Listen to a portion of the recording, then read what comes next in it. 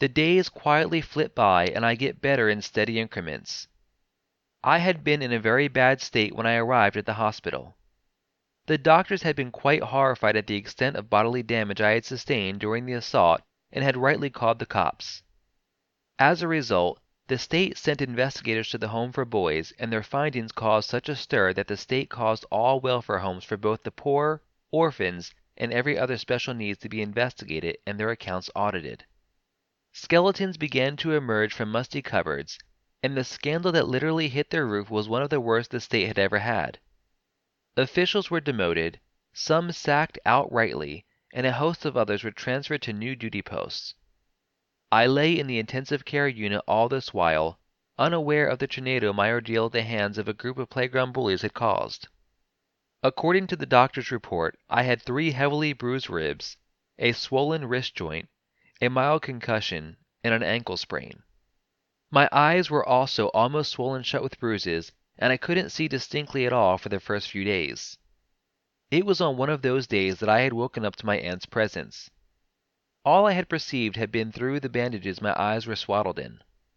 I had been slipping in and out of consciousness even back then, so all I could see was a ladylike figure in a white room.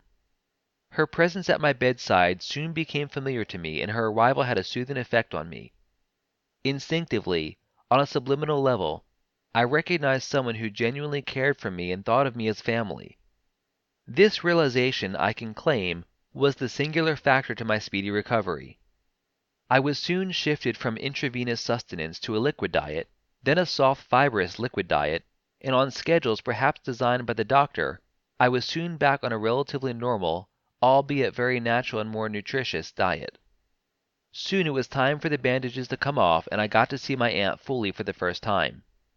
We share a marked similarity. She has brown hair like mine. However, hers is of a slightly deeper shade. She has dimples and a beautiful smile. Overall, I would call her a pretty woman based on my short life experience and the fantasy of stories told by boys. I was discharged soon after and released into the custody of my aunt who had staked her claim with the State Department.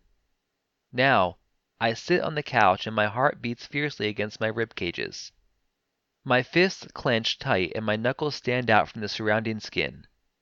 They are white and trembling with the effort of trying to drill the ground with an iron rod. Teeth clenched, I fight valiantly and tether on the edge of a wide abyss of rage.